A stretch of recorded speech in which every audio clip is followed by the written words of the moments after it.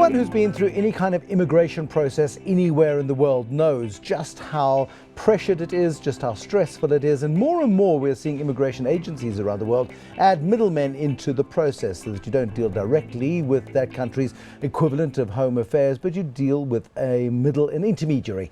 Immigration law specialist Stefanie Saude is launching a legal case against VFS and the Department of Home Affairs around applicants being forced to use the sole services of this agency called VFS. She argues it leaves the applicants forced to pay for services which could be unnecessary and wasteful expenditure. This is the MoneyMakers. I'm Bruce Whitfield. We're joined by Stefanie Saude via Skype to discuss the merits of her case. I mean, isn't this a global trend, Stefanie, where the global equivalents of Home Affairs are taking away the drudge work of visa applications and immigration requirements and passing it on to professionals who act as the intermediary and deliver, arguably, a far better service than a government department can? You are correct, and there's nothing wrong with having VFS Global, any middleman in place, as long as the system works. The problem is when the system doesn't work. And since the implementation of VFS, which they opened their doors in June 2014, things have been a lot better in terms of the service that you provide. It's a nicer place to go to. The staff is a lot more friendly. It's cleaner. It's just a better place to go to file an application for a visa. The problem is not that. The problem is that all these other unnecessary issues which arise, which prevent people from applying for visas or getting their applications considered.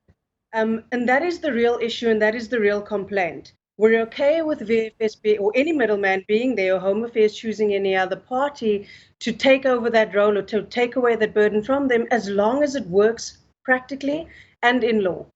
Okay, two very important points there. Now, VFS, what do we know about them? Who are they? Where do they domiciled? Where do they operate from? Who's behind them? Well, VFS they've got a number of offices internationally and in South Africa. In fact, we have one, they initially operated in the very building that I operate from. They've just moved recently, but just down the road. They're scared of you, Stefanie. You shout at them, and so they've moved buildings. They're frightened of you, clearly. I'm not sure if that's the reason, but if it is, I want them back. So the point is that there are a number of VFS offices, and instead of filing an immigration or a visa or permit application at Home Affairs, you would go to make an appointment, schedule it online at one of the VFS offices closest to your place of residence, and file the application there.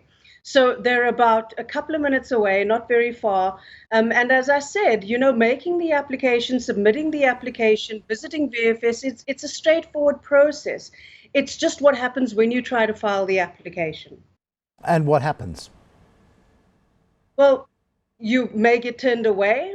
So you go there with an application, and as a lawyer, I prepare lawfully compliant applications for my clients. There's no reason for them to be turned away. They get turned away by VFS, which means the applicant isn't given an opportunity to have Home Affairs consider the application. The Immigration Act makes provision for an application to be refused, and this is the applicant isn't given that opportunity.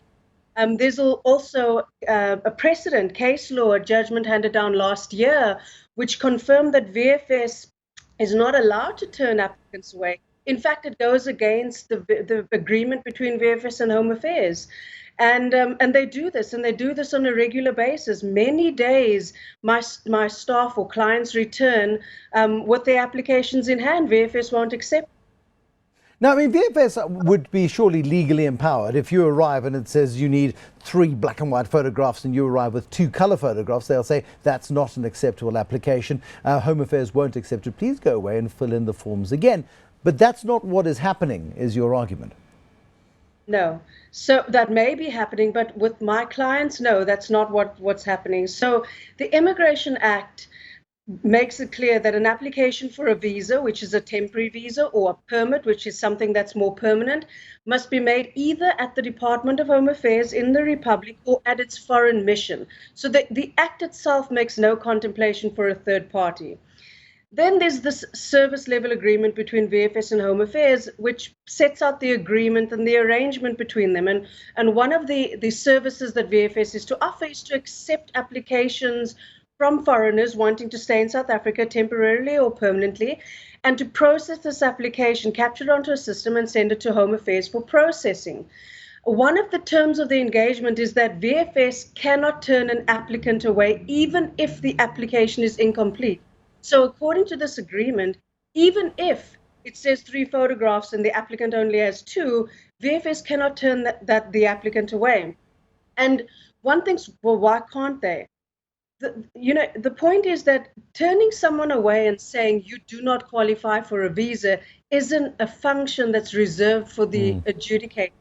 And that is a function that cannot be outsourced by a public servant to a private entity. There's also the issue of cost. I think an interaction with VFS is costs. I've seen a figure in the region of 1,450 Rand, but I suppose it depends what service that you're seeking.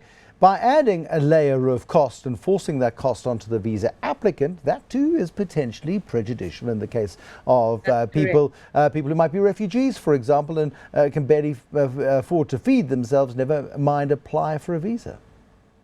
That's correct. So VFS charges a service fee for every application it accepts. And by application, it means if it's a family of 6 applying in one application, they charge per applicant. And it's 1,350 Rand per applicant for either a visa or a permit. If you're a family of 6, it's 6 times 1,350 Rand in addition to the Home Affairs service fee. And it does become a problem in terms of affordability, especially when you have foreign spouses, for example. We have case law where it's confirmed that foreign spouses who apply for a visa based on their relationship are exempt from paying their Home Affairs filing fee. So there's no Home Affairs filing fee. But that spouse will still have to pay the VFS service fee. And if the spouse cannot afford the 1,350 Rand, VFS won't accept the application. So in law, you should be able to go and approach Home Affairs because that's what the Act says. Home Affairs won't accept the application unless it goes through VFS. I mean, so what would happen to somebody if they went with their spouse who was a naturalized citizen and they went and stood in the queue at Home Affairs for however long it takes and presented their papers to an official at a Home Affairs branch? Would they be kicked out? Yeah, well, Home Affairs would tell them they need to go to VFS, they need to schedule an appointment online, pay the fee and file it there. They won't accept the application. And I've seen this happen. But that's against the law, surely. Well, this is why there's the court. So your contention is that the Minister of Home Affairs has overstretched the mandate and has outsourced the functioning of the state to a private individual, to a foreign-owned company. Well, there is a case that addresses that point directly. The case that I've launched, it's partly that, but also a number of other issues in terms of people being turned away, certain applicants, for example, holder of an intracompany transfer. If the holder of someone who has an intracompany transfer work visa goes to VFS to file an application, is willing to pay the fee, has all the necessary documentation, VFS won't accept the application. They'll turn them away and say you need to go and file the application abroad. There's no reason in law why this person can't file in South Africa. Another issue is if they've had intracompany transfers or a number of work visas for 5 years and apply for permanent residence on that basis, either the application doesn't get accepted or it gets refused because they had an intracompany transfer work visa. And nothing in law prevents or prohibits this person from changing status and or conditions. Have you approached Home Affairs with your concerns and that's why you're taking the legal route, or are you simply skipping that process? You approach Home Affairs, you approach VFS. VFS is the front door. So naturally you'll approach VFS first, and they rely apparently on the instructions of Home Affairs, despite the service level agreement. There are channels of communication with various individuals at Home Affairs, and we contact them, and sometimes you get a reply. Sometimes it takes months before you get a reply, but it's usually not a helpful or meaningful response. And a lot of the times the reply is, "Well, take us to court." I missed the reply. The line is beginning to drop a little bit. The reply you get from Home Affairs is? If you're not happy, take us to court. And which is precisely what you're doing. So what are the merits of your particular case? What are your arguments? Well, the challenges are, one, that VFS cannot lawfully turn applicants away and should accept applications that are submitted to it. Two, clarity on the type of applications they can or can't accept, if they are indeed certain applications which shouldn't be filed at VFS. And if not, where do we file these? Do we address Home Affairs directly? What do we do? And if it is Home Affairs directly, is it in person or is it by email? How do we do this?